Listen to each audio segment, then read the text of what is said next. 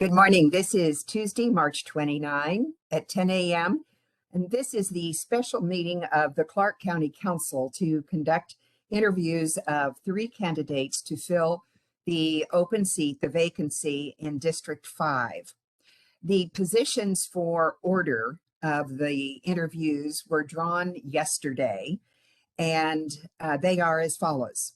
First is Dick Rylander, or Richard Rylander. Second, Tom or Thomas Shank.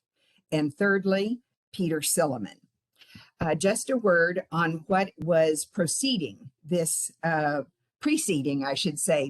special meeting. First, the elections office validated that each candidate was from District 5, the same as the vacant office to be filled. Number 2, I requested the bio of each candidate and interviewed all applicants. Number 3, on February 24, I announced the 3 nominees to council and publicly on February 25. Number 4, the interviews were set for Wednesday, March 2nd, the next regular meeting after being appraised of the vacancy, which actually occurred on March 1. We, number 5, postponed that day to today, Tuesday, March 29. And so we'll now move into the pre-meeting to determine questions. So I turn this over to council to refer, please, to the questions by number on the list that was provided to us. It was noted that prior 7 questions were asked to fill, and it filled 40 to 45 minutes. So that would probably be in the range again now. Just a thought. So who would like to start on the council?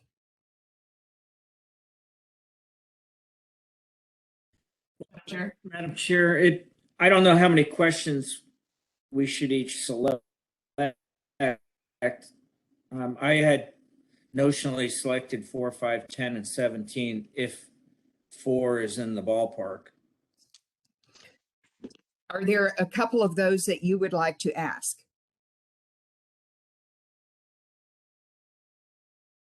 Those were the ones I would like to ask, 4, 5, 10, Let's and pull 17. it down to about 2. What would your top 2 be? If each of you ask 2 questions, I'd ask the first one, that would probably be about 40 minutes.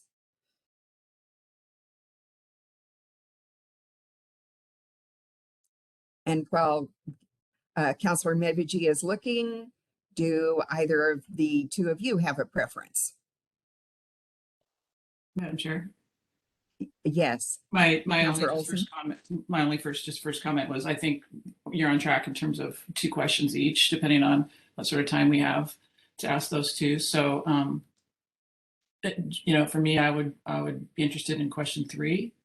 And then if there are certain questions that other councilors would like to ask that that they've got 3 or 4 and I can ask one of those, I'm happy to do that as well. So I'll kind of wait and see what everybody else wants, but I would start with question 3 for me. Okay. I'd add question 9.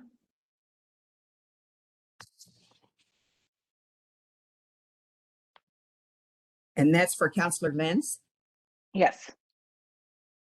On my screen, your visual is frozen, is why I was verifying that. I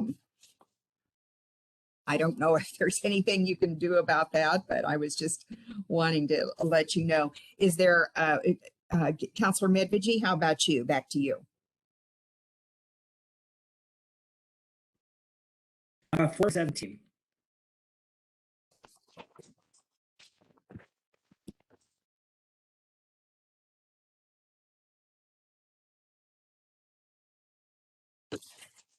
And I'll take number 1.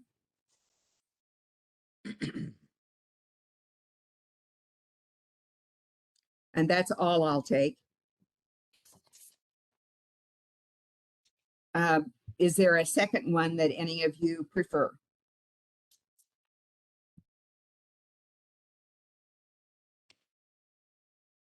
Madam Chair. Yes, Councilor Olson. Yeah, I think I like question 2 as well.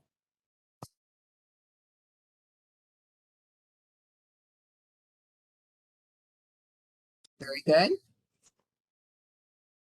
Councilor Medvigi or Lentz? Yeah, I had already said 17. We've got you down for that one. Is So it there a was 4 second and one that you would like? 4 and 17. 4. Not sure. Very good. So just to try to clarify my notes here, because I think we're starting to need some order. So we have 1, 2, 3, 4, 9, and 17 covered so Right. far? Correct. Correct.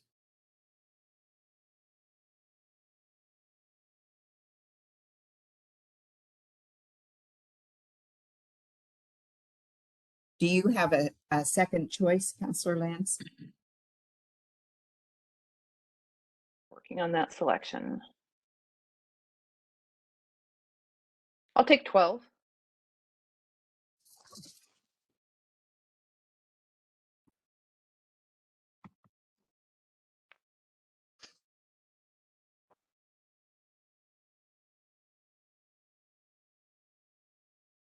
That would be 7 questions, which may fill the 40-minute time period if the respondents take about 5 minutes a question on average, give or take. So that's probably it.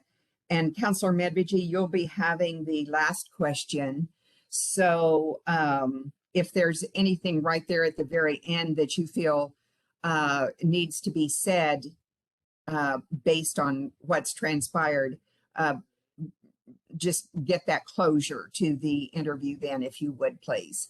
Does that make sense? So you would have me ask a third question? Is that? No, just if there is the need for closure at all to the interview. And you could just say, that's it, thank you. And we'll go on to the next person, and then I'll introduce the next candidate. Which is essentially number 18, correct? or not? Without the second half. Okay. Yeah. Okay, Councilor Olson, you have 2 there in a row. Let's move one of those questions between Councilor Lentz's 2 questions. Do you have a preference on which one to move? Yeah, so what I thought, Chair, was we could, I assume we're going to go in council district order. Yes. Yeah, so I thought I would just ask question 2 first and then when we come back around, I'll ask question 3, if that's okay with you. Okay, so it would go Bowerman question 1, Olson question 2, Lentz question 9, Medvigi question 4. Yes. And then back to Lentz question 12, Olson question 3, and Medvigi 17. Right? Yes, I think that's right. Okay, we're all on board with that. So I think we're ready to go. And I will not introduce you, counselors. So please feel free to do that yourself as you begin especially your first question that you're going to ask. Okay, I think it's nice. I think the self-intro is nice.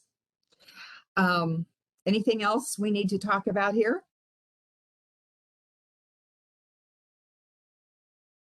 If not, I'm looking to see if staff is candidate number 1, Dick Rylander, available. I do have him logged in here in the lobby. I can move him over.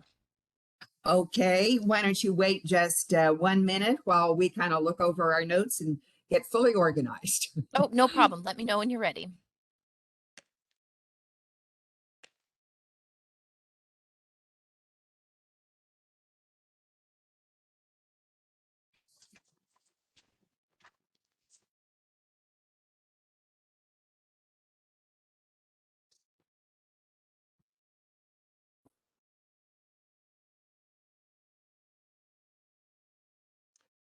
I think I'm ready. Are all of you ready as well?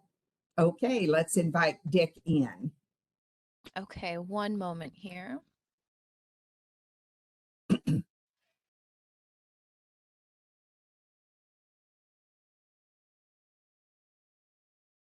I believe that is Dick Rylander now. Let's check your mic because I don't hear you. There, I was muted. I should be unmuted now. Which you are indeed. So, Dick, welcome. We have about 40 minutes together, and I would like to introduce you to the members of the public who are listening in on this call. This is Dick Rylander, and we thank you for applying for this position.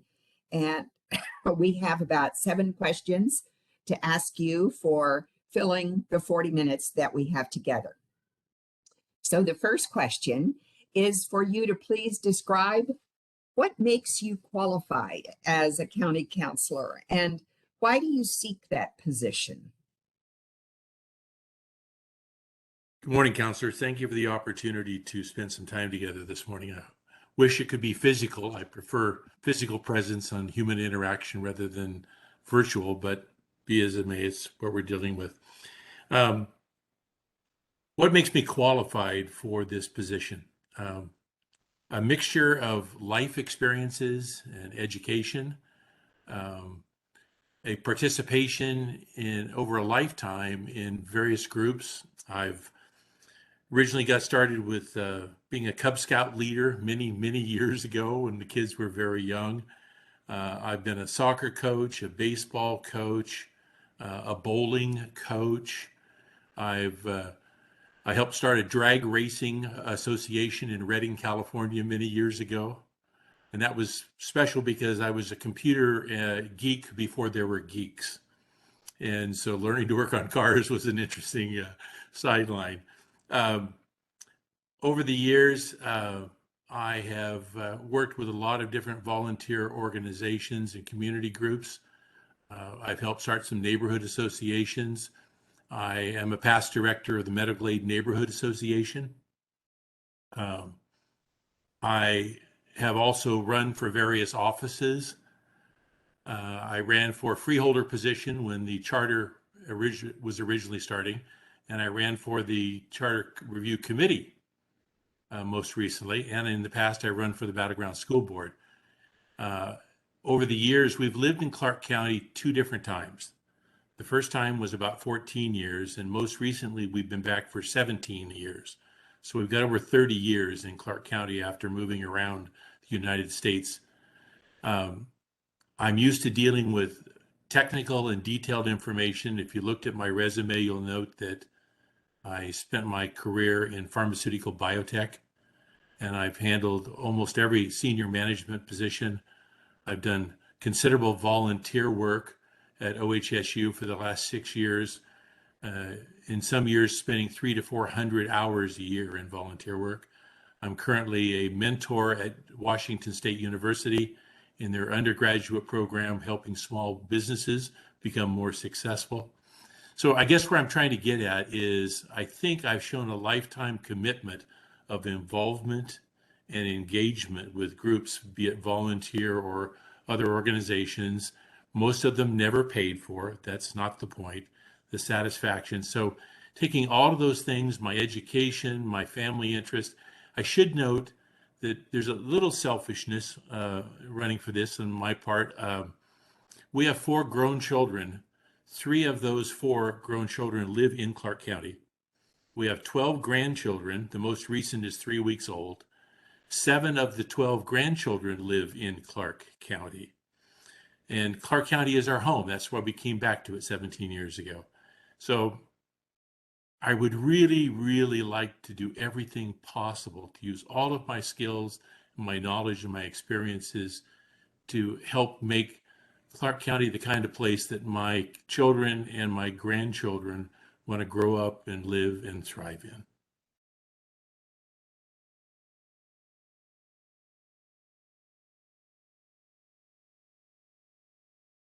Hi, Dick. I'm Temple Lentz, and I serve District 1. My first question is, the county's general fund has seen a structural deficit where expenses are exceeding revenues. With that in mind, how do you prioritize policy decisions, respond to both internal and external constituents with limited ongoing financial resources? What suggestions would you bring forward to assist with addressing the deficit? I have gone back and looked at the last 5 years worth of budgets and noted that the council has stayed in the $500 million range for 3 of the past 4 years, bumped it up to low 6, now this year to a little over 7. But I think you've got a $95 million federal grant that's one time in there. You've actually, it appears to have done an excellent job of trying to maintain control of the budget, but heavens, with the inflationary pressures and everything else that's going on, all the demands from COVID, homelessness, et cetera, the budget is a challenge. And I'm not telling you anything you don't know already. So saying that, I actually sat down this last week and I tried to attempt to create a diagram. I used a pyramid, and I took the base of the pyramid and then I drew horizontal lines breaking it into 2 or 3 or 4 parts as I played around.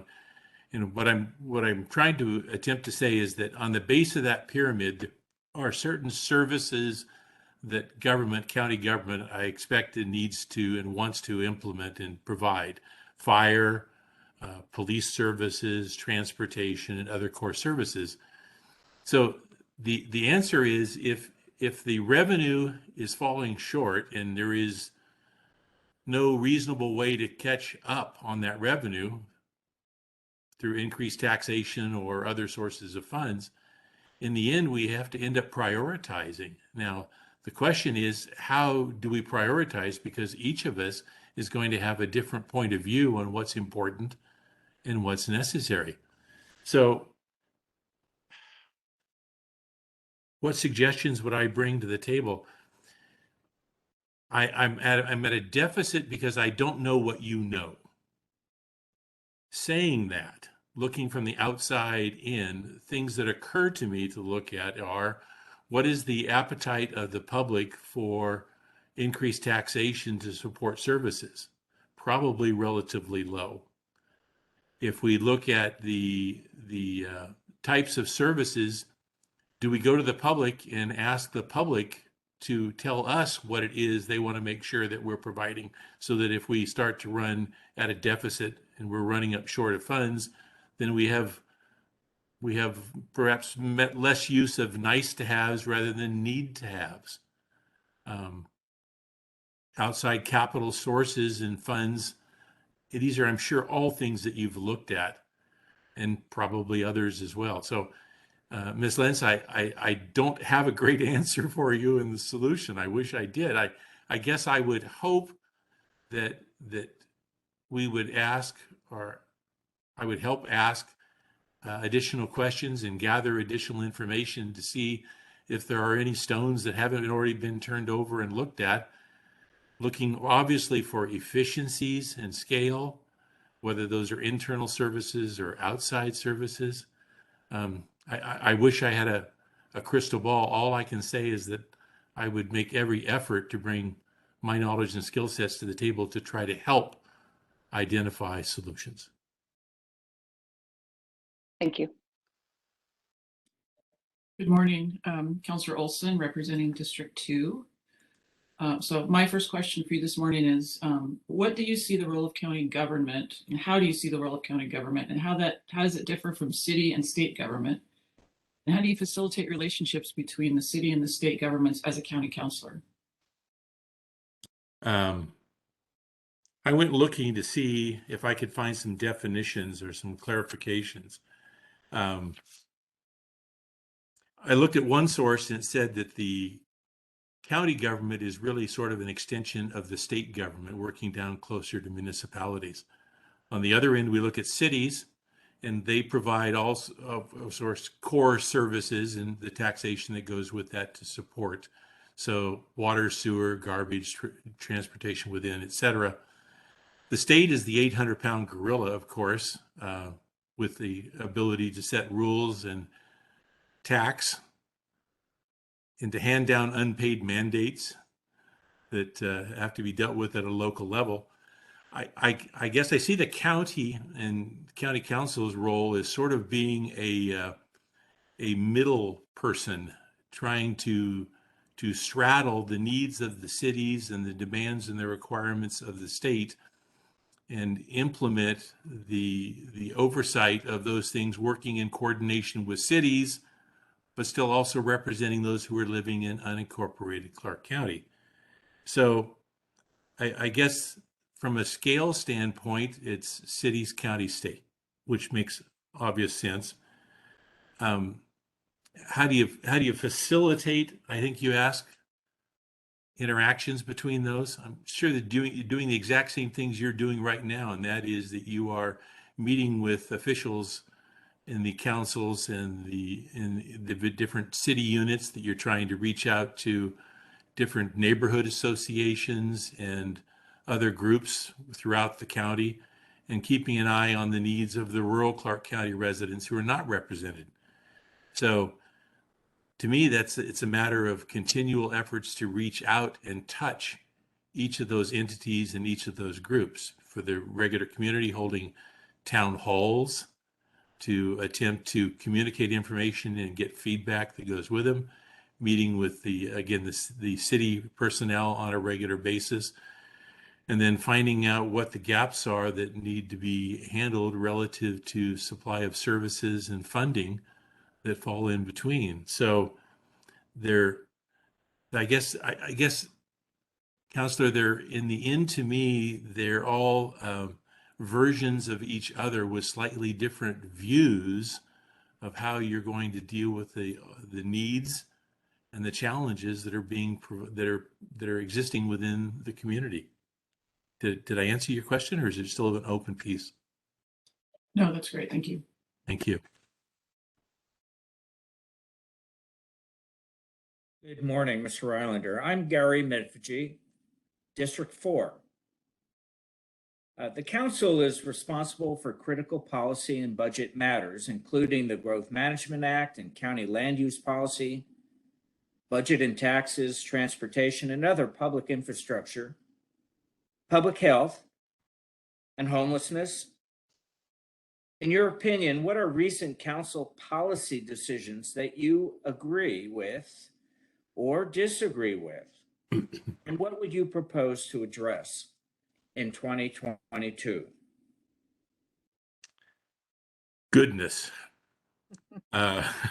No, thank you for the simple question. I very much appreciated the softball.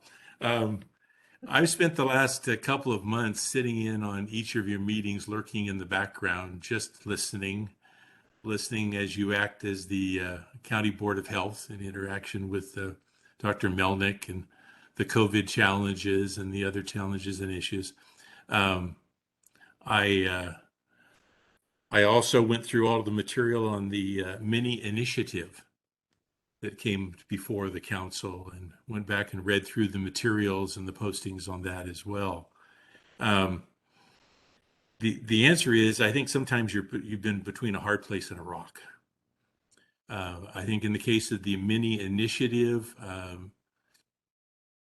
you were handed some challenges and some implications of trying to support the requests of the public that were both fiscal in nature and legal in concern.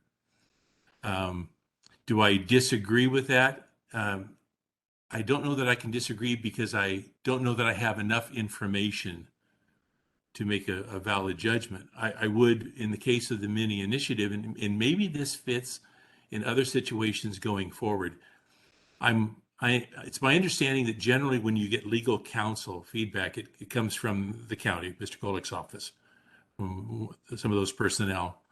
I'm wondering if there are times when there might be a need for or value in or the opportunity to turn to outside independent counsel for a different point of view in some situations. Maybe you already do that. It's just not evident to me.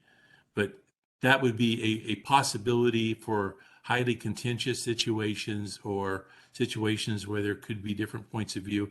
If you haven't done that in the past, perhaps considering doing something like that in the future would make it worthwhile. I saw that your praise for the county health department and the health personnel for all the hard work and effort they put in for the last 2 years. And I have no issue with that. Given my background and maybe my background in the pharmaceutical biotech consulting arena for healthcare in 45 years makes me dangerous more than someone who's an expert. But I monitored with some close attention to the Clark County Facebook page during this last several years of COVID and the information that was posted there, et cetera. And I'm sure each of us has our different points of view. I note that there was a notable percentage of the people that commented on the Facebook page for Clark County Health questioning some of the data and information. And I know that in some of your meetings, last couple of meetings in your Board of Health, there have been callers who have raised certain data questions or suggesting that some of the data was perhaps either incorrect or incomplete and needed additional attention. I haven't heard much about that. I don't know if that's going on in the background, somebody's looking at that, but that would be something that, given my background, I would like to look at more closely to determine whether the information that has been presented and shared is indeed accurate and complete or subject to additional interpretation. So I don't know that there's anything that I can say that I disagree with, other than I perhaps in my Monday morning quarterback hindsight approach would ask for some additional information. I'm a really strong data and fact driven person. I try to listen to my heart, but I really try to gather information. And so I, in some cases, would perhaps dig in. You may have already done those things and they're just not apparent, but those were things that come to mind. Councillor, have I left open pieces on your question? Thank you very much for your thorough answer. And Dick, I've got the next question. Please describe your experience working with community members from diverse backgrounds. What approaches have you used to ensure adequate attention is given to the varying needs? I'm gonna do a little framing background, if I may. My wife is a registered Native American. She has a Bureau of Indian Affairs number. We have a strong heritage, thus, in our family of being involved in Native American affairs. We were, at one point in time when our children were still at home, which was a few years ago, became registered foster parents in the state of Washington. And in our home, we were the gathering place in our children's friend community. And I would have to say that probably north of 90% of the children that were in and around our home were actually from multiple ethnic backgrounds, from East Asian to African American to Native American, et cetera. And some of those children all these years still call my wife Mom. Saying that, I have worked with a number of different volunteer organizations over the years. I was I was raised by my mother, my brother and I. My parents were divorced when I was 10 years old. So my mother was with an absentee father. My mother was my role model for women. And my mother was the most amazing, intelligent, hardworking woman that I have ever met. And that's flavored my entire working career. I have built sales teams at pharmaceutical organizations in almost every situation. Those were multiple diversities in not only male and female, but ethnic and religious backgrounds, etc. So I am not only comfortable working, but I have shown in my career that I have worked with a significant diversity in people and backgrounds. I don't care whether a person is a particular skin color or has a particular religious background, is male or female. What I care about is who they are as a person, what kind of a difference they make, who they are in the end, not just what they say, but what they do. And again, those groups have been everywhere, everything from neighborhood associations to different working groups. I currently participate and belong to a number of groups on K-12 education. And if there isn't a need for diversity in education and feedback and opinion, I don't know what else exists. But am I answering your question reasonably? Reasonably. I'm going to ask the second part again. What approaches would you use, have you used, to ensure that adequate attention is given to the varying needs? And I think that the gist of that question is, when there are folks of differing backgrounds, different needs, what approach do you use to ensure full representation? Sure. I ask questions and then I sit back and listen. And it's my experience that people want to be heard. They need and want to share their opinions and points of view. If they don't get that attention, then it'll stew in the background. I don't think that we all expect to get what we want every time we express an opinion. But my technique and my approach in everything, and that includes the business world, is to ask them their point and their view and to explain. I do ask, if at all possible, that they share how they arrived, their sources of information, the data, the facts, where they pulled those from, so that we can all get on sort of the same page and get a sense of the solidness, the validity of that information. But I ask questions, I take notes, then I ask some more questions. Sometimes that comes across as sort of asking the old 20 questions or paralysis through analysis. I try not to take it that far, but I ask questions because I believe that the more information that we can get from people and understand how they've gotten to where they've gotten to, the easier it becomes for us to get on the same page and try to reach a consensus. Thank you. Okay, I have the next question. You alluded to this a little bit earlier. The Clark County Council is also the Board of Health. What is your understanding of the role of the Board of Health? And as you're aware, the county has faced public health challenges over the past few years, including the COVID-19 epidemic and the measles outbreak just prior to COVID-19. What's your understanding of the Board of Health's role regarding community health and prevention of communicable diseases? I hope I can answer this one. If not, I'm in trouble.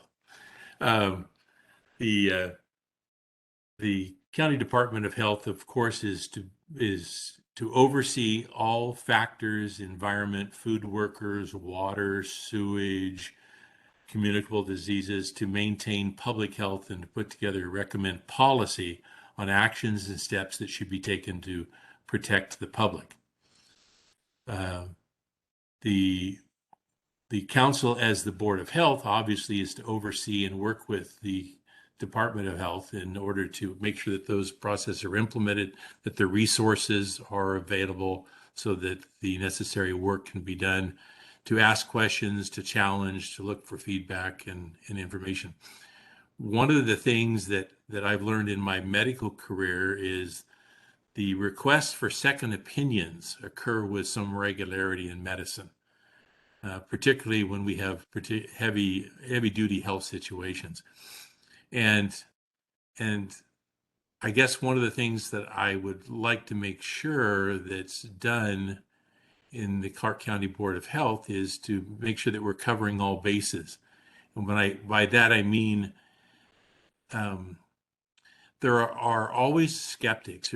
If I had to guess in Clark County, there's probably 25 to 30% of the population that, whether it was dealing with the measles epidemic outbreak a couple of years ago or this last 2 years with COVID, question and challenge data, information, the need for immunization, the need for masking and the value of those things, et cetera.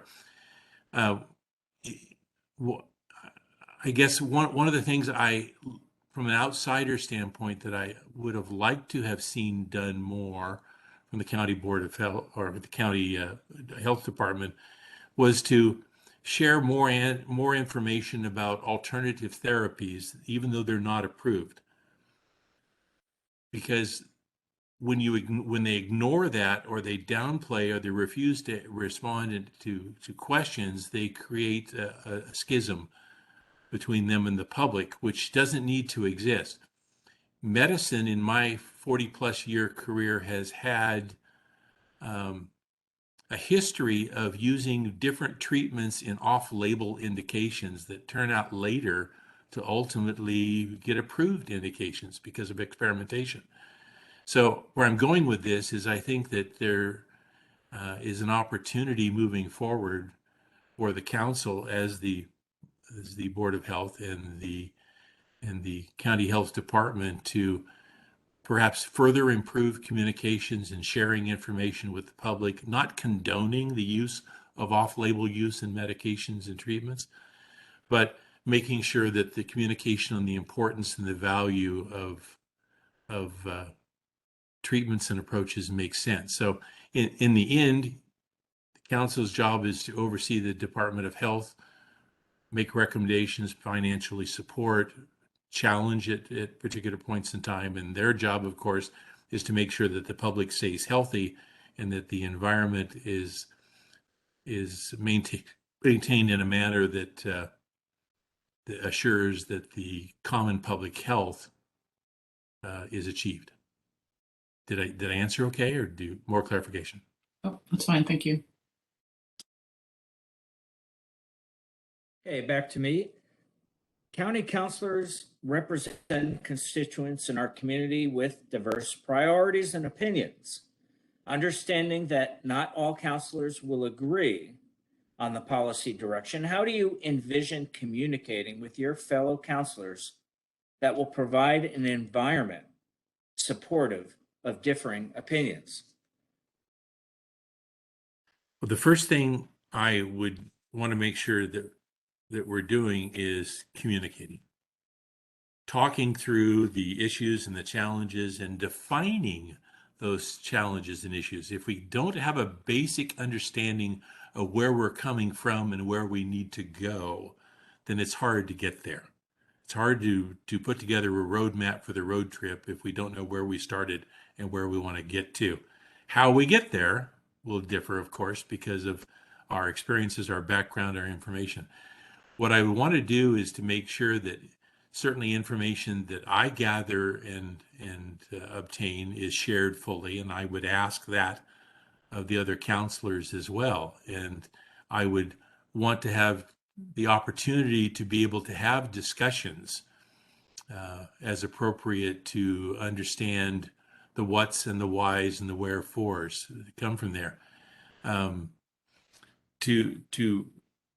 To do that, obviously, it's a mixture of written, virtual, which I hope goes back to more face-to-face in the near future. Communicating that and gathering information from the public as well. And I want to make sure I've got this right. Councillor, you're wanting to know not only how we obtain and understand those priorities, but how we're going to communicate and gather information. Is that accurate? Yeah, it was mainly just amongst the councilors themselves, Okay. you know, how Okay. we collegially work together. So Productive. one of the things, I don't know if you had a chance to go look, but I actually am the administrator of a K-12 education blog, which has been going on for over 6 years. And obviously, if you took a look at those articles, you will find that in virtually every article, what we always do is provide the sources of information that we used to arrive at any conclusions or suggestions or recommendations. And I cite that as an example of how I tend to do things, which is what I would intend to do with the counselors, and that is to share information and the sources of that information so that if there are different interpretations or different conclusions, different analysis, that we can get that out on the table. So it's an ongoing communication effort, asking, again, as I referred to earlier, a lot of questions and listening to the responses and making notes and trying to make sure that we're staying in good open communication and sharing information as we obtained it.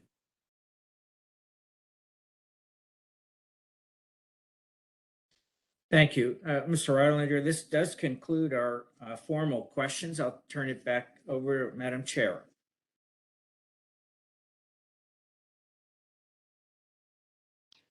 Chair, you're on mute. It was bad. Thank you for a very thoughtful interview, and you clearly prepared for it. I would like to just ask you in the couple of minutes that we have left, if there was anything unasked that you were eager to tell us, and you could do that by way of your concluding remarks for a couple of minutes. Sure, thank you for that. I guess there are a number of issues that, as I look at the information, and although you cannot see it here, I have multiple pages with multiple tags on multiple topics. I have been digging through data and information these last month and a half or so, trying to understand the challenges that the county faces.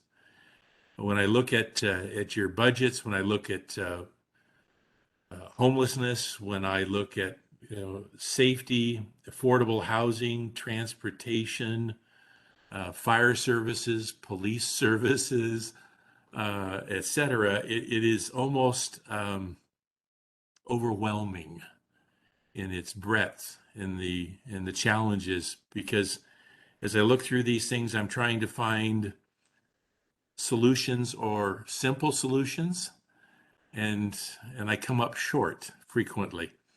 So I hope that my approach, my sort of analytical approach, my fact and data gathering approach, plus my communication skills and my openness to listening to different points of view would ultimately bring some additional value to the council. I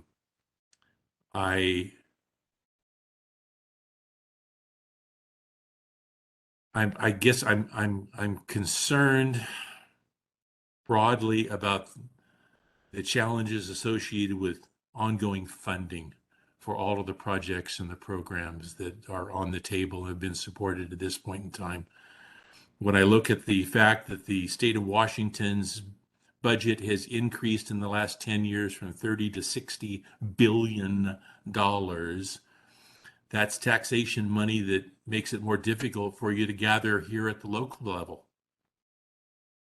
When we look at inflation in the last 2 years, approaching a compound 15% for the 2 years, and I look at the budget going forward, and there's a real question: is can the county continue to provide the services and the levels of services given the funding sources? But what's the appetite of the public to agree to additional taxes?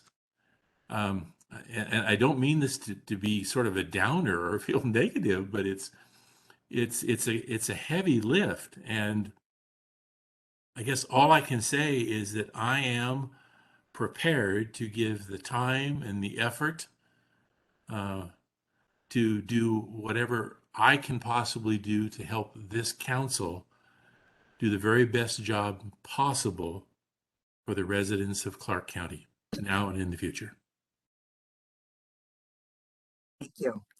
Well, Mr. Rylander, you may stay online at this point if you so wish, if you so desire to do so.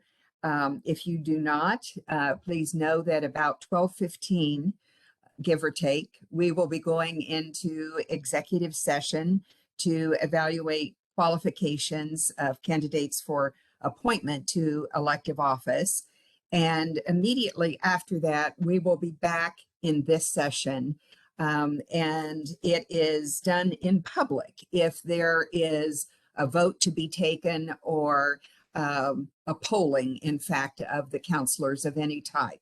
So since that is an open process, you would be welcome to join us for that once again. So we thank you. And if you wish to put yourself without the video, you may feel free to do that as well.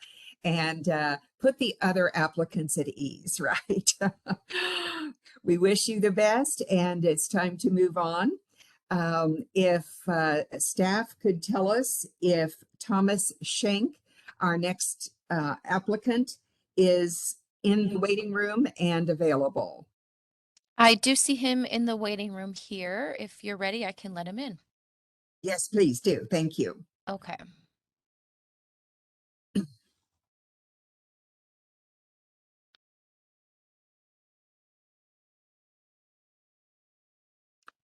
I believe that is Mr. Shank. Hello. Good morning. I hope everybody's doing well. And I hear you. Can everyone hear Mr. Shank okay? Apparently so. So we have about 40 minutes with you, and we have 7 questions in that time, which will be asked by the individual counselors. And then at the end of that time, we will, if there is a couple of minutes left, give you an opportunity to wrap up. And if not, we will need to move on within the time frame that is provided. So let us begin. And we'd like to ask you first just to please describe what makes you qualified in your judgment as a county councilor and why you seek this position. Well, thank you for the opportunity to address the board, and I'm pleasantly surprised to find myself here, considering I just started getting involved in the community in the last 3 years, which was when the vacancy was opened that Councilor Envision was filling that particular vacancy. And since then, I've kind of started to get my involved in the community. Before that, you know, I was a federal law enforcement officer for 25 years. Before that, I was in the U.S. Navy for 3 years. Before I found my calling, I bounced around at quite a few different jobs. Taxi cab driver. I worked as a clerk for the Defense Contract Administration. I was a letter carrier for the post office. I was a cabin furnisher for Lockheed on the L-1011 jetliner. I went through a lot of things for about 6 years until I finally got a part-time job as a IRS taxpayer service representative. From there, I became an investigative aide with the Criminal Investigation Division, and then finally a special agent. All the while through those first years, I was going to night school, trying to get an education. I managed to get an AA degree, mainly in accounting. And then after spending 8 years with IRS, I ended up transferring over to the U.S. Customs Service. My initial career was in Los Angeles. And once I got into customs, that took me from the Los Angeles office to a resident agent in charge Oxnard office, and then ultimately to Las Vegas, where I was transferred to work on a money laundering investigation that at the time was the largest non-narcotic money laundering investigation in customs history, involving fraudulently obtained proceeds that were transferred into assets in this country, about $500 million worth. It was a huge case. I worked with a staff that was brought in specifically to help process all the documentation that was involved in that investigation. And then subsequently, I was the resident agent in charge for about 8 months. It was an acting position until the new resident agent in charge, came in to take over. After that, I was transferred to the Portland, Oregon office of the U.S. Customs. I was the representative for the Joint Terrorism Task Force, among my other duties, and ultimately retired from the Portland office in 2003. Subsequent to that, I did a couple of different jobs related to background investigations on federal employees or prospective employees. I also was involved in handling the seizures of several federal agencies in the Portland, Southwest Washington area, and in seeing that those assets were transferred to storage facilities until the seizures were adjudicated one way or another in court. All of this entailed lots of cooperation with other local, state, and federal agencies, especially federal agencies. As you can imagine, the turf battles that we ultimately all got involved in. So that's my professional history. I think it speaks well for what I would like to bring to the counselor position here. Aside from that is just the fact of living. My wife and I have been married for 39 years. We adopted 2 little girls, which added to a previous family from a prior marriage for me, with 2 sons and a very good relationship with my ex-wife for both my wife and I. We're fortunate to have that situation.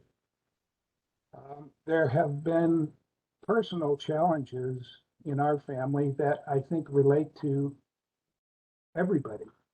We all have challenges, family, and in living every day.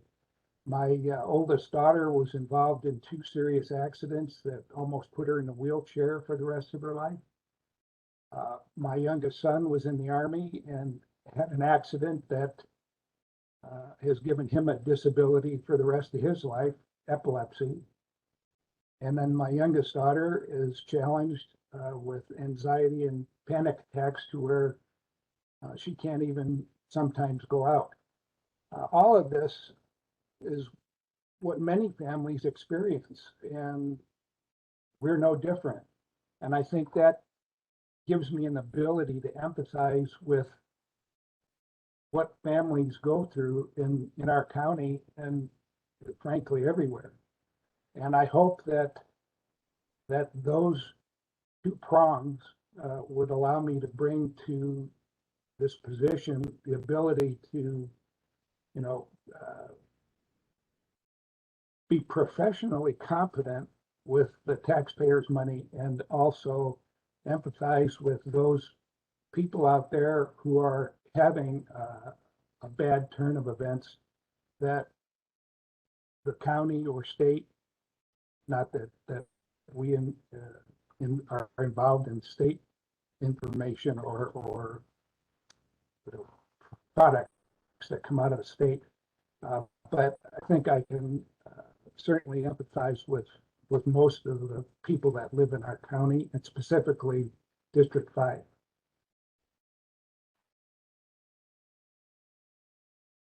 Hi, Thomas. Thanks for being here. I'm Temple Lentz, representing District 1. The next question is, the county's general fund has seen a structural deficit where expenses are exceeding revenues. With that in mind, how do you prioritize policy decisions and respond to both internal and external constituents with limited ongoing financial resources? What suggestions would you bring forward to assist with addressing the deficit? Well, unfortunately, I don't have the luxury of knowing all the ins and outs of the budget, but in a smaller way, what we always had to go through in trying to find the funds to do what we had to do, we were able to fall back on supplemental requests for funding. But that's coming out of the federal government. Where does the supplemental funding come for the county? You know, it would end up having to be on the backs of the taxpayers. I don't know why there's a deficit. It could be a product of the last 2 years with the lockdowns. I think we would have to look at each and every item that's in the budget and try to see if there's a way to maybe cut across the whole slew of requests for funding, and maybe you could make up that shortfall. Are there other mechanisms where we could ask the state or even the federal government to help maybe support some of the programs that would mainly be for the citizens themselves personally? Mental health has suffered greatly under the last couple of years. I know that personally with my youngest daughter. So there are places maybe we can look for other money. Certainly, I think the feds are probably one place where we might be able to get some additional funding. And there's always a back and forth there, you know, kind of a what have you done for me lately? And sometimes that money comes with strings. And that would be a thing to consider. But, you know, how long can we go running a deficit? We're seeing that on a grand scale with the federal government, and it doesn't bode well for us. So maybe half a cent sales tax increase might help cover that. At least the sales tax would spread that around, so it's kind of catching everybody in a way, contributing to figuring that problem out. Now, more than that, without seeing a lot more information, it's hard to put numbers on it or decimal points to it. Thank you.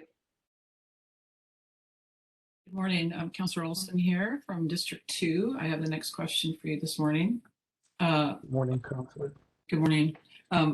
What do you see the role of county government, and how does that differ from city and state government? And how do you facilitate relationships between city and state governments as a county councilor? Well, I think what we see with the cities around the county is, I think the county comes in as the overarching, not quite sure the word I want to use, but they're kind of the top of the line here county-wise, and the cities within the county and all of the elected representatives there, county managers, mayors, city councilors. I think we all have to work together because the way the county works is to help support what's going on in the cities, and to some degree vice versa. But I think being communicative with everybody is the way you have to go in order to build a consensus. You have to listen to everybody. You have to try to figure out how we can manage all of this together. It can't be, one city or one group over another. It's a teamwork thing, if I can use that term. If we can't all pull on the rope in the same direction, we're going nowhere. And I think being able to build those relationships, something I was able to do in my professional career, I think is the only way we can start to overcome the issues that we're faced with in today's world. And a lot of that is just, is money and where it comes from. And I would say that in all of that, we have to be good stewards with the people's money, because it's not our money, it's their money. And that's something I would like to stress as we go down the road of trying to figure out how to solve these problems. So I think county government has to be the leader of the band here, so to speak. And if we perform the way we should and professionally, we should be able to get the cities and those elected officials hopefully to come along and help solve these issues.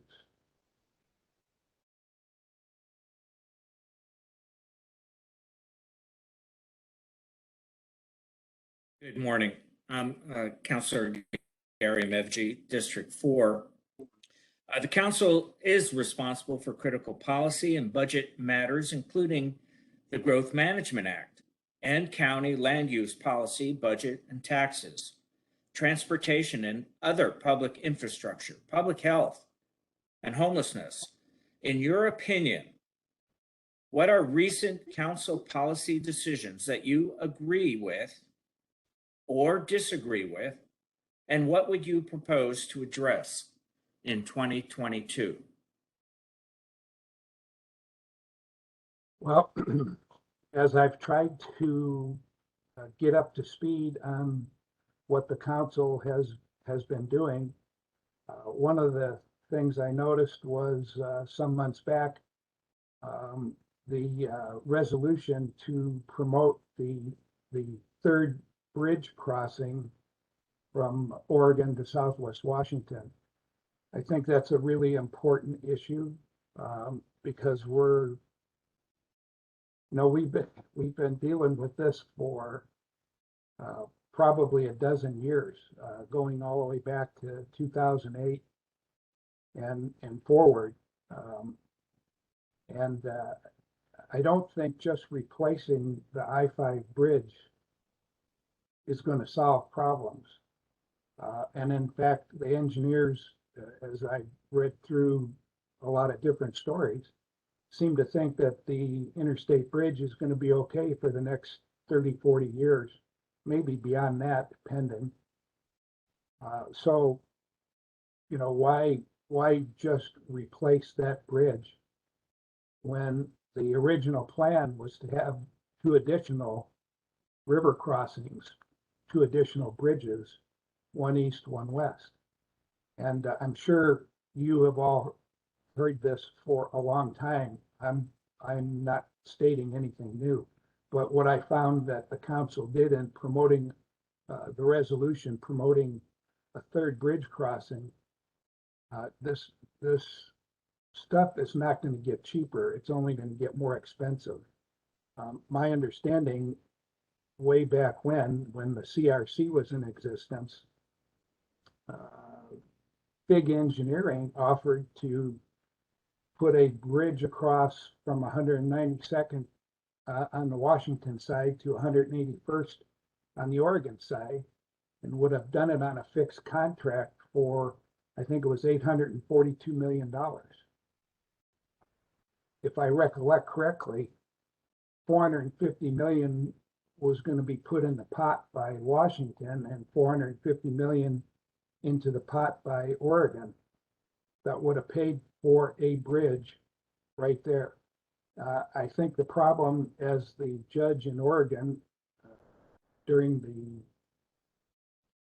the legal ramifications from whatever suit was brought there, the judge said that this particular situation was a light rail program in search of a bridge, and it kind of irks me that over the course of time, I think the people in this county have voted down light rail any number of times, and it continues to be a part of the strings that are attached to the funding for the bridge that we need to relieve congestion from our commuters from Southwest Washington to Oregon to Portland. So I think we just need to get another bridge done at least. And I was happy to see the council produce a resolution to that effect. And there may be more that was discussed that I wasn't party to, but I think that's great. On the other side of the coin, I noticed that a recent Board of Health, which is the council, was once again promoting the vaccine for everybody. And I don't know the timing of this because I don't recollect. I think it was the last Board of Health meeting. They were promoting that the vaccines were safe and effective. And I think with the documentation that's been coming out from the FDA, Pfizer documentation that's been coming out from the FDA is starting to show that the vaccine is not necessarily safe and effective depending on who you are.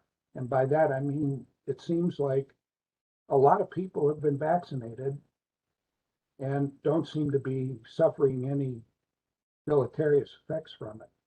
And yet others, as evidenced by the documentation from the FDA, the Pfizer documentation, is showing that there was a lot of adverse reactions and some deaths. Whether it's all attributable to the vaccine, I don't know. But that was a issue that I thought was, I think in light of the information that's coming out,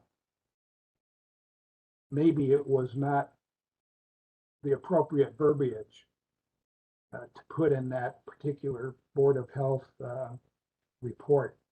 So I have some problems with that until we get some more information. But that was something I didn't necessarily agree with.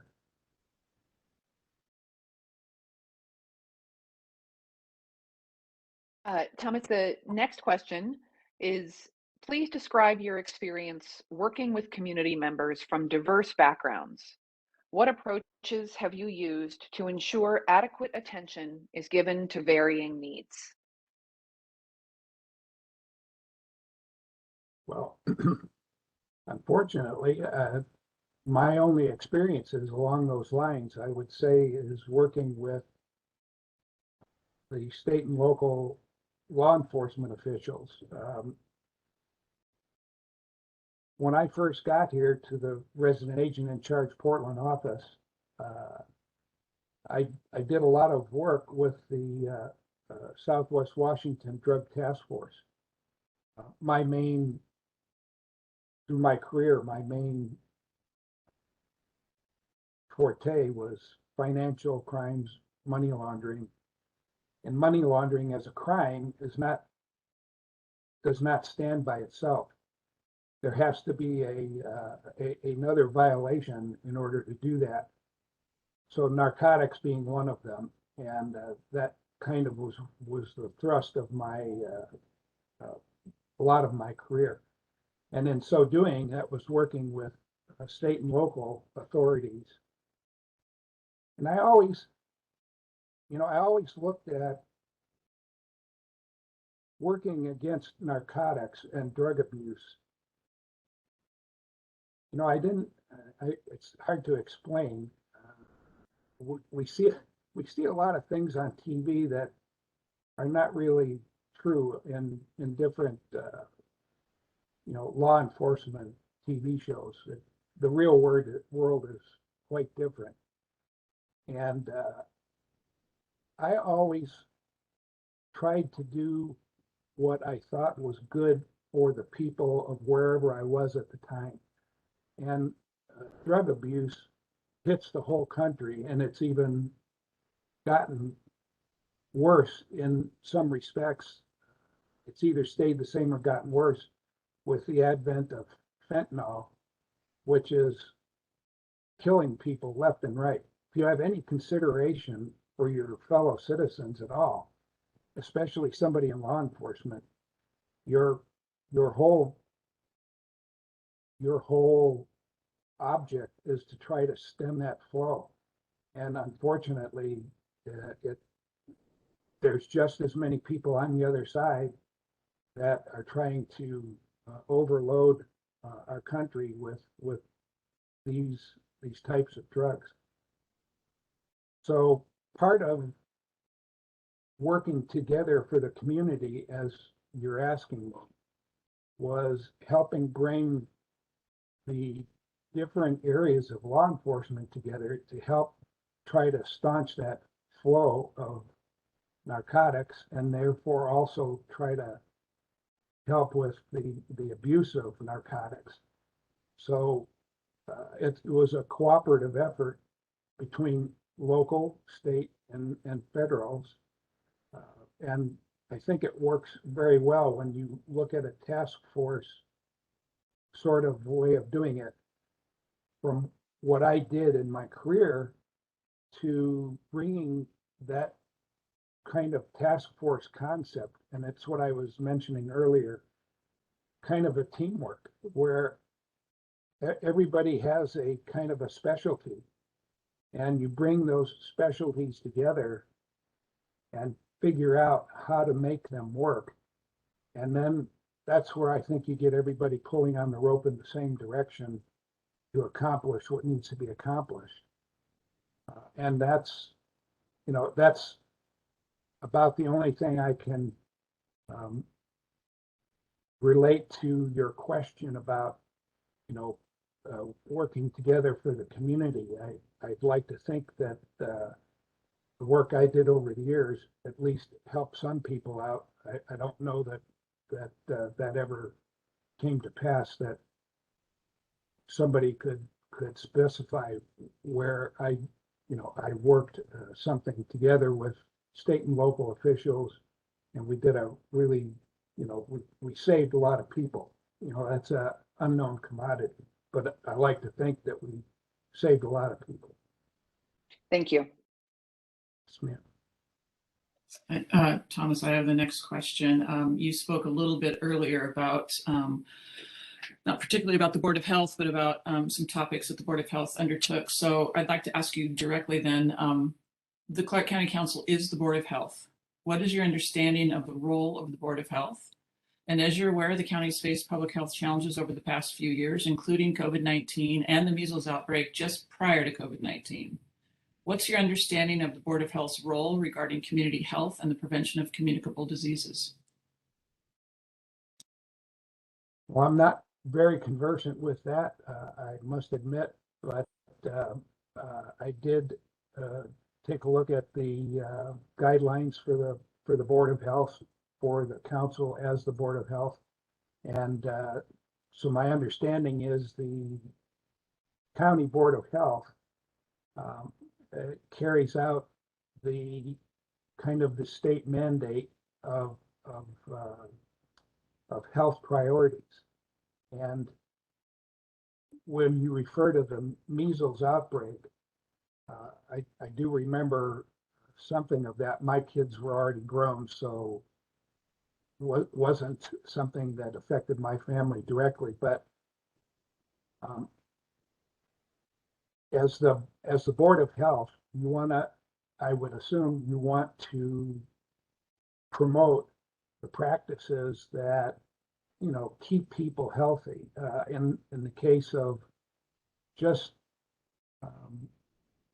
illnesses, the general health practices, washing your hands. If you're sick, stay away from people, regardless of what that illness is. You don't need to be transmitting it to other people.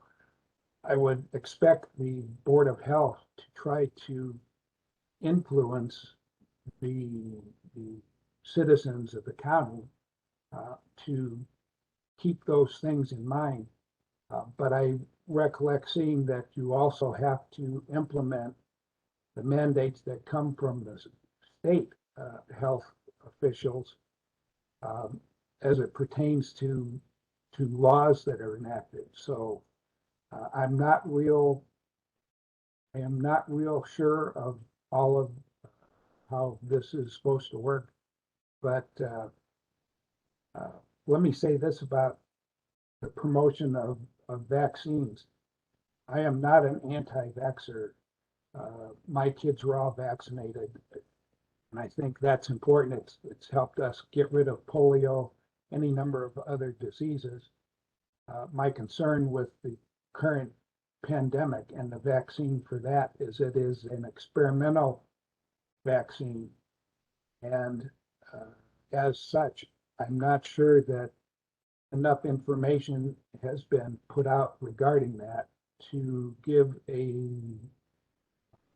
patient or someone that's looking to get the vaccine enough information to make an informed decision about whether to get this or not. And again, that may be the Board of Health's object, to try to educate people about what they should do, what is good, what may still be a little questionable.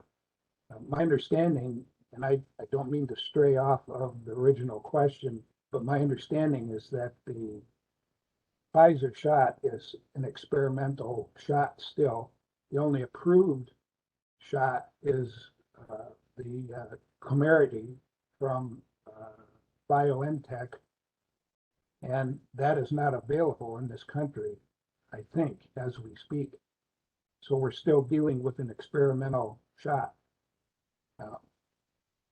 Setting aside the pandemic and this particular situation and reverting back to general vaccines, I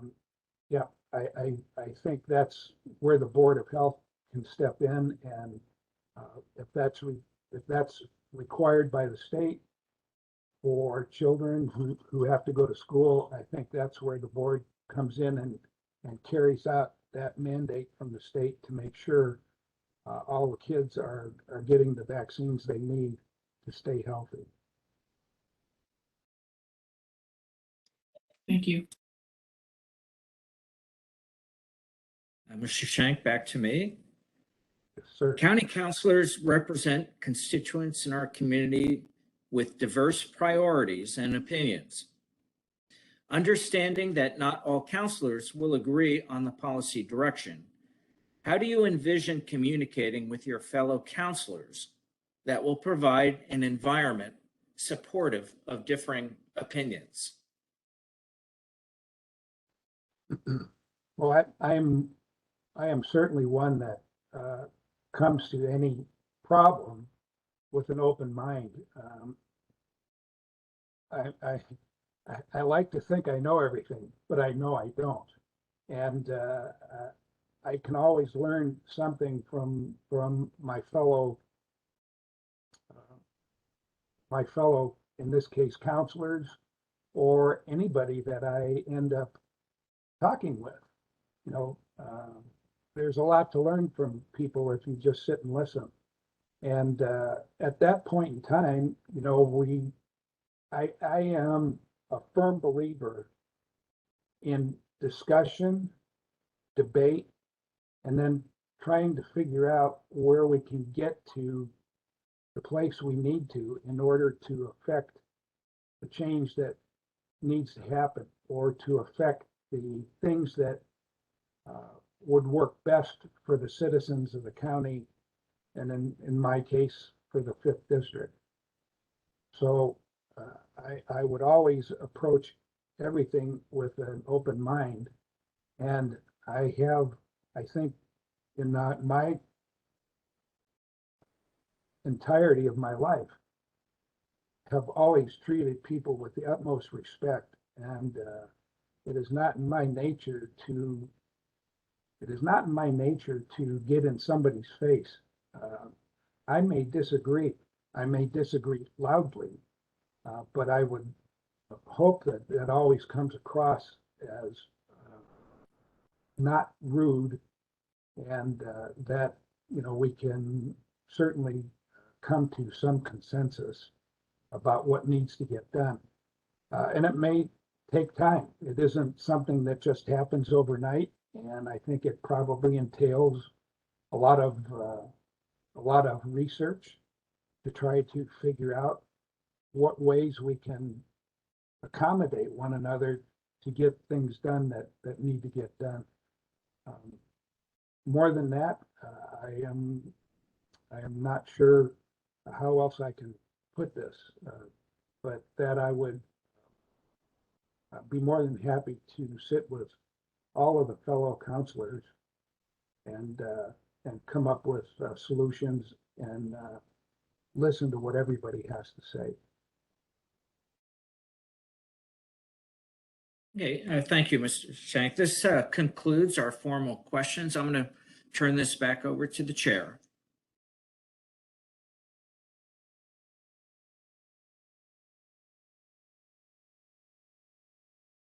Chair, you're on mute.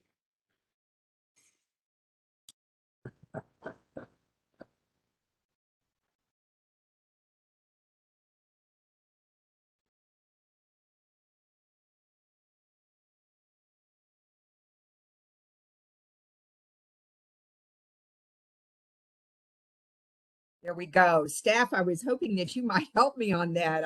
I was hitting the unmute button and it wasn't working. My apologies. But we do have a few minutes left, Mr. Shank, and in this time, we would welcome for you to give any concluding remarks, particularly along the following lines. We gave you a window into some of the issues with which we deal and some of the things with which we are concerned. Your preparation probably went wider than that as you thought about what may face the county council. So if you would like to pull in any of those thoughts in your concluding remarks, please do so. Well, again, I appreciate being in this position to essentially be interviewed for a job, which I haven't had to do for quite a while. I am particularly interested in obviously law enforcement in the county, and the problems that face our men and women in law enforcement in the cities and in the county. I think one of the big issues that's going to be facing the council here soon is replacement of the jail.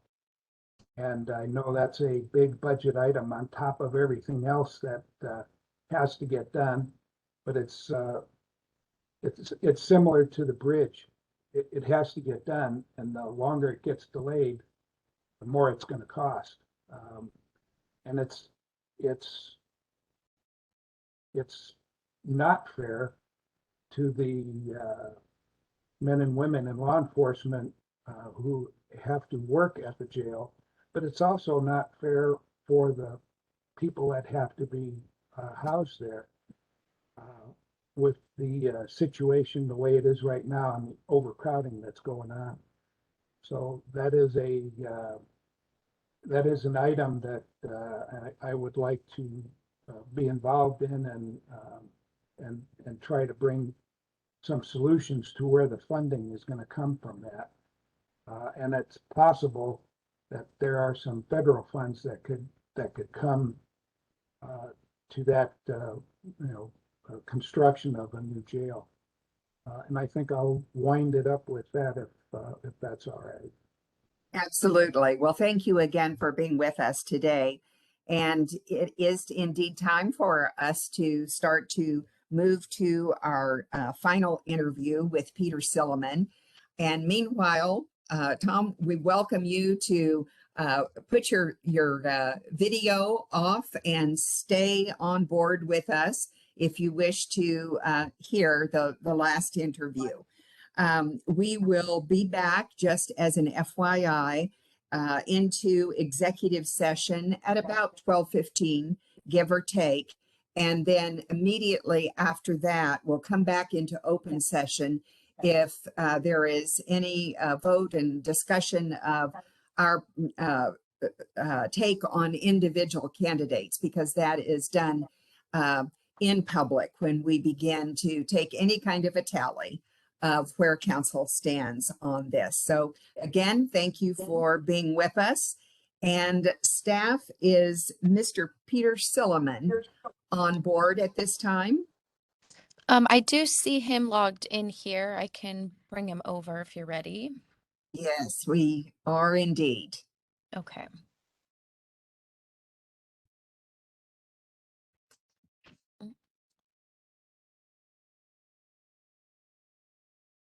Mr. Silliman? Hi, welcome. We are going to be asking you about 7 questions in the course of 40 minutes. But first, let's do a quick sound check. Would you just say something to us so we know that your mute is proper? I think you are still muted.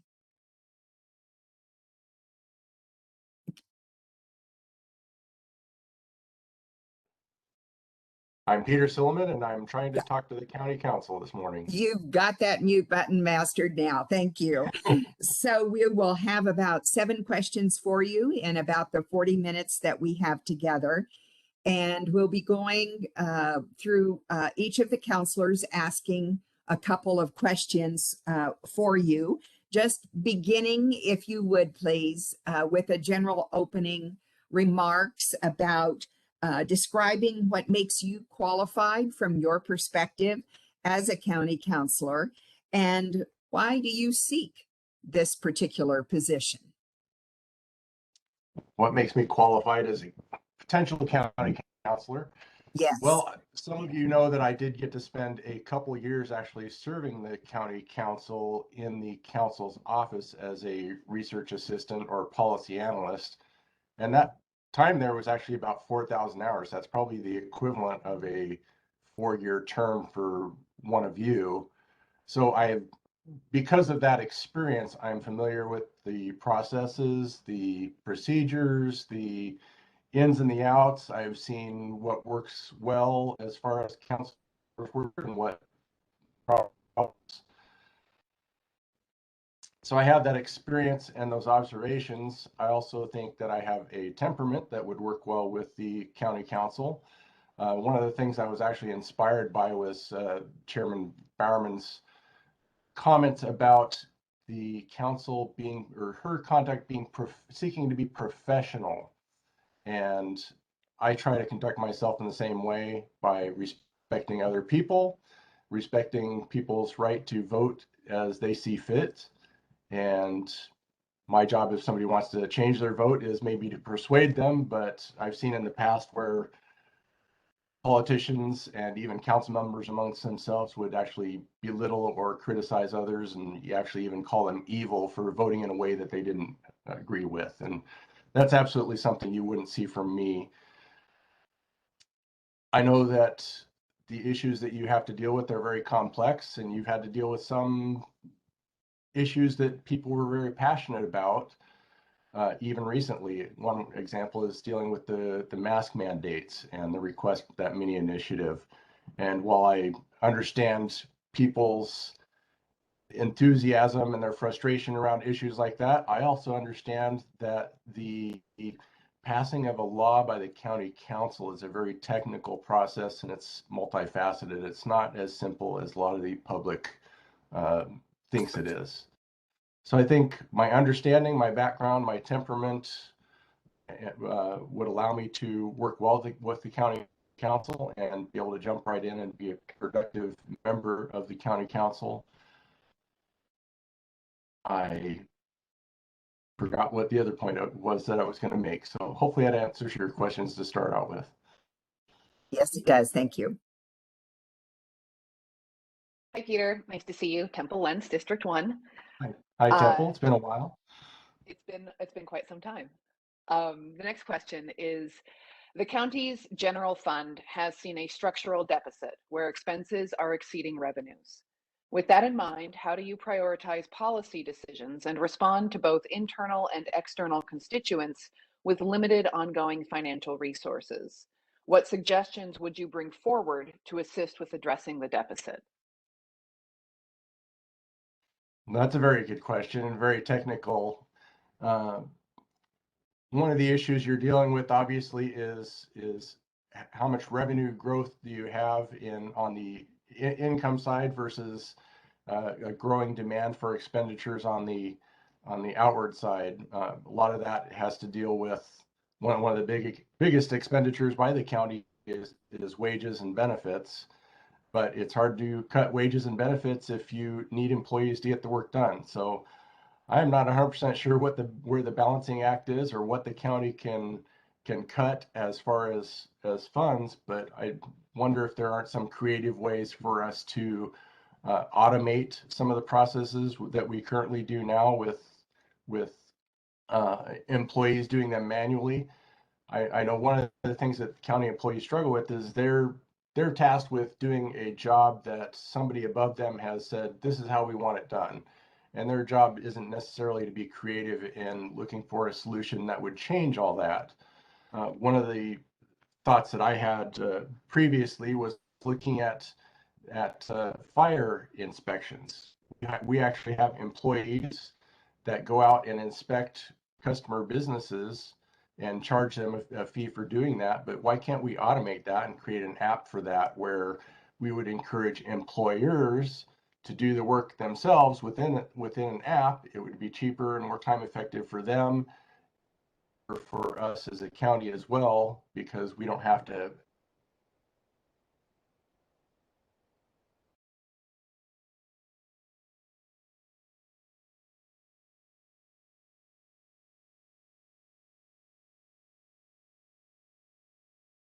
It looks like we all lost Mr. Silliman. We all kind of have that questioning, like, Peter, I we certainly lost you. did.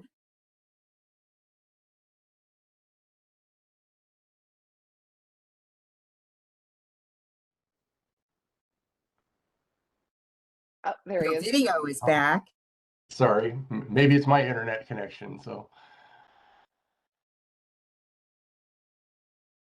we lost you around.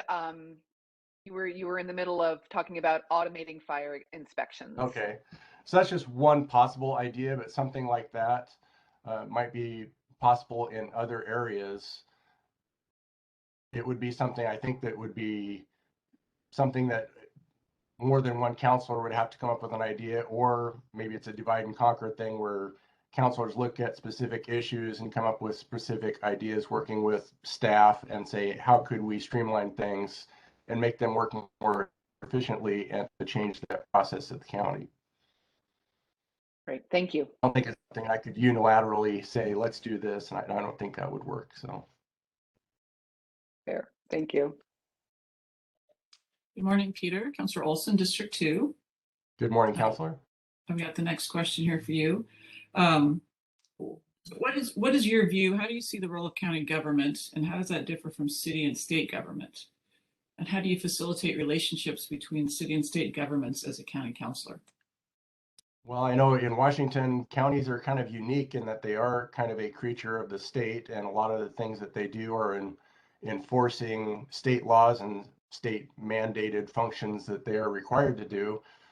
And at the county level, I think the citizens' perception might be that the county government should be serving those outside of the cities, but a lot of the functions they do serve the residents inside the cities as well. So it's not something where we can say, well, the council should be serving everybody out in the county areas, because regional parks, the corrections department, law and justice, the assessor's office, all those functions serve everyone in the counties, and that includes those in the city. So it's a balancing act. It requires team building. It requires partnering with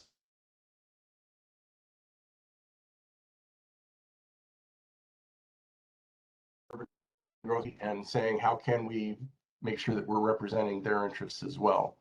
Because numerically, most of the people in the county are in the city, but we are the only, or the council is the only local government body that gets the opportunity to represent the people that live outside of the current urban growth boundaries. Hope that answers your question. Thank you. And it's still good morning, Mr. Silliman. Gary Medvey, District 4. I have the next question for you. The council is responsible for critical policy and budget matters, including the Growth Management Act and county land use policy, budget, taxes, transportation, and other public infrastructure, public health, and homelessness. In your opinion, what are recent council policy decisions that you agree with or disagree with, and what would you propose to address in 2022? I don't know if I disagree with the council's actions, but I understand you had a recent hearing on the vacant buildable lands model.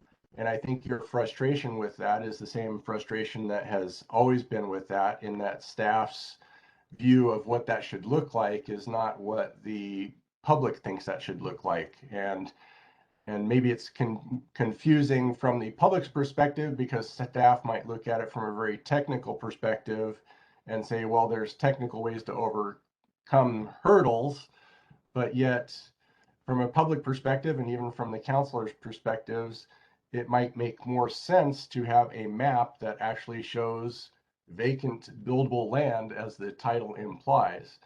So I don't want to say that I disagree with the council. I think your position or a little bit of pushback on that was about the same as what I would expect, and that issue has been around for a long time. How to fully address that?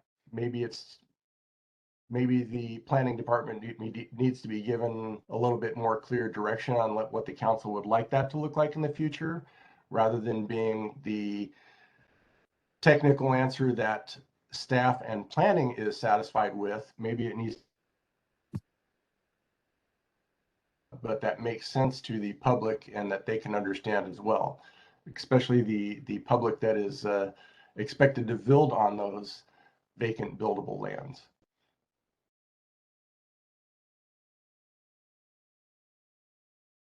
Okay, the next question. Please describe your experience working with community members from diverse backgrounds. What approaches have you used to ensure adequate attention is given to the varying needs? Could you repeat that question, Tumble? Sure. Councilor. Please describe your experience working with community members from diverse backgrounds. What approaches have you used to ensure adequate attention is given to the varying needs? Okay. Kind of got to touch on this recently with Councilor Bowerman's interview, but one of the things that I know that county wants to strive to make sure that we are setting a good example on is diversity and inclusion. One of the things I personally do is in meetings, I observe the people that are participating, and some people might be more timid in participating. And that can be of any color or background, but one of the things we can do is to probe those people or prod them to participate and to give their feedback. And that's one of the things that I do, whether it's I do my own Bible studies in my local church group. I've been participating in local Republican meetings. And that's one of the things that I strive to do in meetings of that nature, or any group meeting, is to seek out those that are kind of holding back and maybe aren't as bold with their opinions, and maybe single them out and ask them a question and ask them.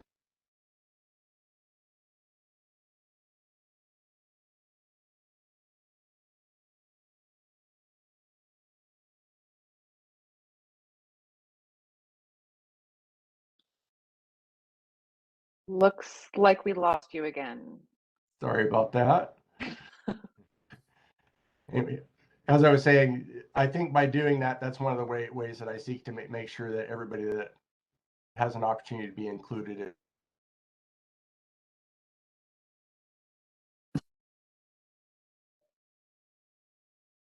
Thank you. I think we got the end of that. I'm not sure if you can hear this, Peter, but I'm good with the answer to that question. Okay. All right. Can you hear me, Peter? Yeah. Okay. So I'm up for the next question. The Clark County Council is also the Board of Health. What is your understanding of the role of the Board of Health? As you're aware, the county's faced public health challenges over the last few years, including COVID-19 and the measles outbreak just prior to COVID-19. What's your understanding of the Board of Health's role regarding community health and prevention of communicable diseases? That's definitely something you've had to deal with over the last couple of years. I think the Board of Health is something that's primarily mandated from state law. You're required to have a Board of Health and a county medical officer, and a lot of their duties and functions are outlined in the RCWs and the WACs. And the Board of Health is necessary to have oversight over that and to approve what that person is doing. I know it's been challenging over the last couple of years. I understand you've had to maybe approve dollars coming in and approve dollars going out for the Board of Health, and that's not without controversy. Hopefully we don't have to deal with that on the same scale anytime soon, but even on smaller scales, we had a measles outbreak a couple of years ago, and that required some special attention and some special probably pursuit and public updates and informing the public and how they could help contain that. So I know that it's an important function, and I think the county, just like you are supposed to be the oversight for the county government, you're supposed to provide oversight for the county medical officer, making sure that they are making decisions that balance out the needs of public health and public policy with the needs of private individuals.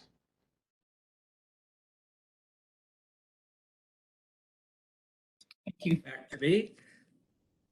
County councilors represent constituents in our community with diverse priorities and opinions.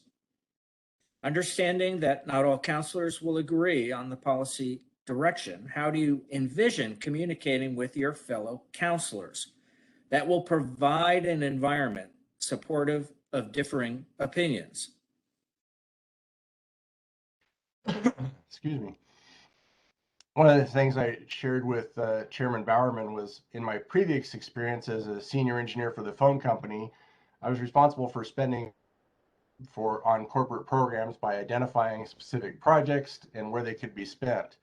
Now, this wasn't something I could just do unilaterally, and I don't think any individual councilor has the ability to do something unilaterally either. You need the consent and the help of your fellow councilors. So one of the things I practiced in my previous job was not necessarily doing what I wanted to do, but finding what did I want to do that everybody else wanted to do as well. And consider that the open door or the path of least resistance, but that's where you can become most productive. If I had a particular issue, I might be terribly passionate about it, but if the other councilors weren't, it's not going to go anywhere, because that would be the first consideration is there even an open door with the other councilors to pursue something like that. But maybe there's an opportunity that the other councilors are interested in doing, and I would be looking to find out what those things are and find out if I too could support doing the things that the other councilors are passionate about. And by doing that, I think I could find things that would be complementary to the other members of the council. And I see that as the path forward to being a successful council member, is not only serving myself and my constituents, but also serving other councilors by addressing their needs and their desires as far as policy decisions or direction.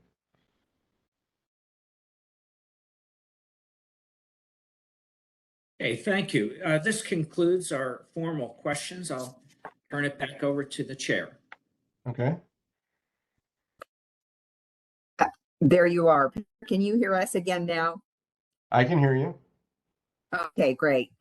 Every now and then your video still kicks out for us. So although this concludes the formal part of the questioning, we wanted to give you an opportunity with a tiny bit of the time remaining to sum up any points that you were hoping to make with council, particularly things that come from your experience or your preparation that we didn't touch on in opening that little window that we were able to open in this time frame that we had together. And we invite you to open that just a little bit wider and expand on any of your other insights about county council that you'd like to share. Well, I don't know if there's a terrible lot of insight. Several of you know me from being involved.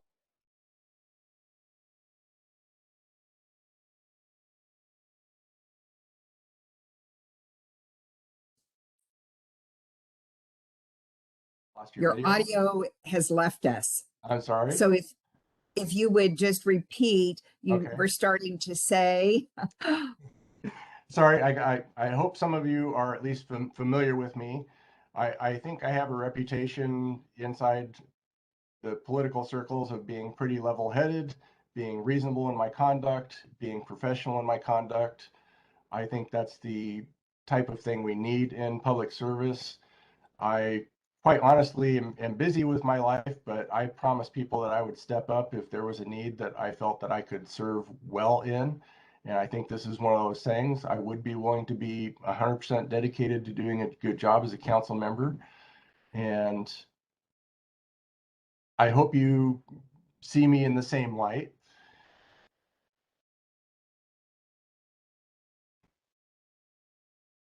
I don't know that there's a whole lot I want to say. I accept that, you know, I do trust the council to make whatever decision they think they need to make, and whoever's going to be the best person you choose to serve on the council, I am going to happily live with that. I will be happy to be on the council serving with you, and I will be happy to be on the not on the council and serving my family and my friends and working in my business. So I am perfectly at ease about this. I trust you to make the decision that would be best for our council and for our county.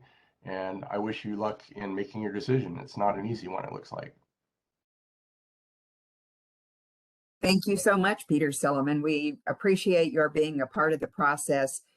And that comment I'd like to extend to all of the applicants. There really was a very diverse group of people who applied in terms of their backgrounds and their interests. And that made the interview process with each and every applicant a very interesting process. And I thank you for that.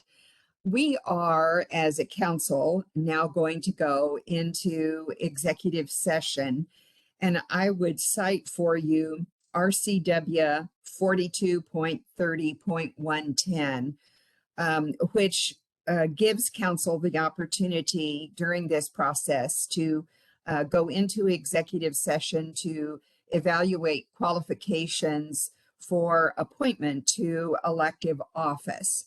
But then it is after that time, any action to be taken is certainly taken in open meeting. We will have council present for the executive session. And as I already stated, we will be reporting out at the conclusion of that time.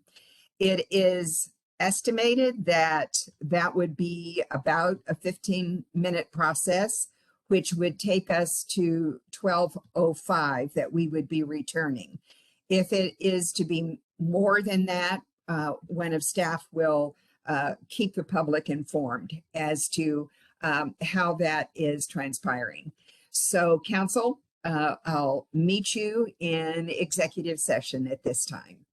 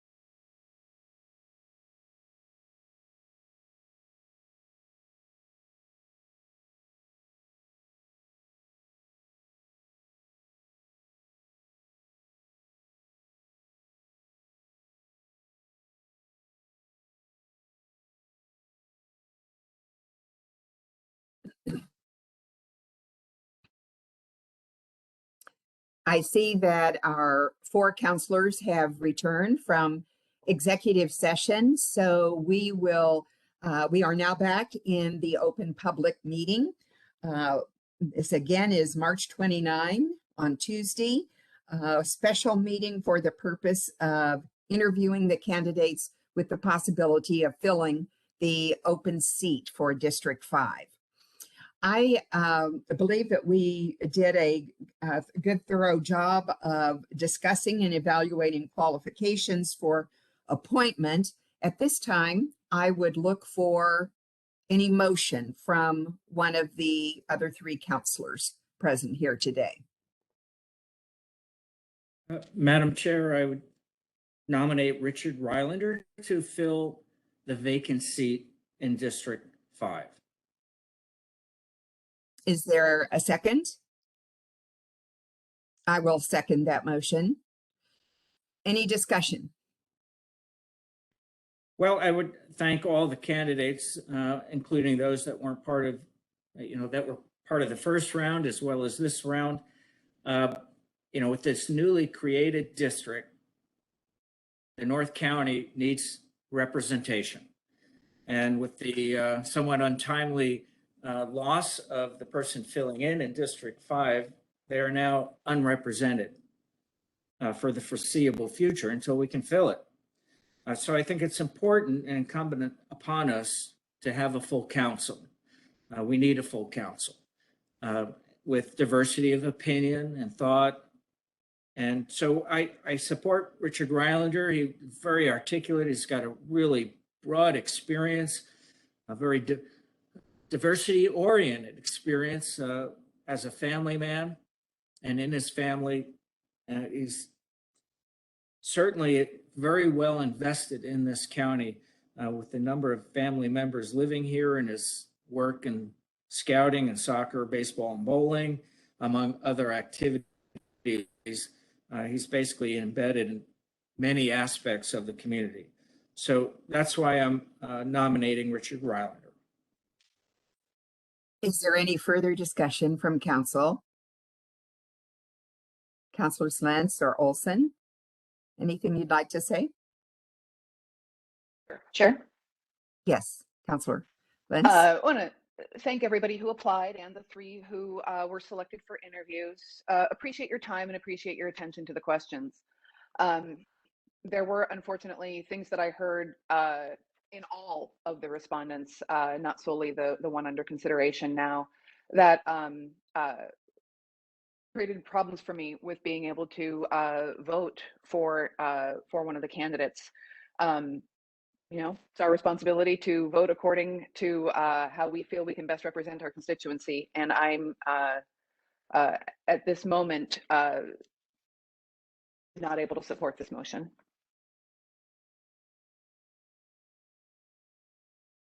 Councillor Olson, anything you wish to add? I would only add that I also want to just thank everybody for their willingness to throw their hat in the ring. I know it's and Mr. Rylander, you know, you've run for election in the past, so I know you know what it's like, and it's not an easy thing to step into the ring. So I appreciate everybody being willing to do that. I also had some issues with a few questions that I did not feel I was really important questions for me with regard to the Board of Health that I don't believe that I'll be able to support the motion today either, because these are really, really important questions. I mean, these are really important times, and it's an important role that this council plays. So, but I really want everyone to know that I appreciate their willingness to participate in the process. I think we've received the comments, unless Councillor Midvigi, you have anything else to add.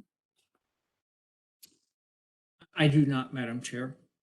Okay, let's go ahead and take a vote on that one. The motion is to appoint Richard Rylander to District 5 elective position. Those in favor signify by saying aye. Aye. And those opposed? No. The vote is 2-2. So because we need a vote of 3 for an affirmative decision on that, I will accept another motion if there is one. Madam Chair, to fill this position, again, North County used to be my district. I feel really bad that they're unrepresented, and we're not a whole council until they are. They're an important part of this county, the most rural part of this county. So I would make a motion to forward the nominees to the governor's office to have it filled within the 30 days that the governor has to make a selection. Is there a second on that motion? I'll second the motion. Any further comments on that? Madam Chair. For some I'm sorry, go ahead. Yeah, that's good. I just we do have time. I don't know that this is a possibility. And this is absolutely your role and your decision in terms of how you went through the appointment or the selection process. Maybe additional time would have allowed some other folks to step in or step up. I don't know, and I don't know if there's a process in place for us to go back out, or we just send it to the governor. But just an option that I wanted to put up for discussion. Yeah, I think we've reached at that time good applicant pool as far as the people who applied. Looking to RCW 36.16.110, just for some of the people who may be listening in and are not active counselors at this time, I would point out it states that if a vacancy occurs in a non-partisan county council elective office, which is our situation, the person appointed to fill the vacancy must be from the same council district as the county elective officer whose office was vacated, and must be one of 3 persons who must be nominated by the nonpartisan executive or nonpartisan chair of the Board of Commissioners for the county.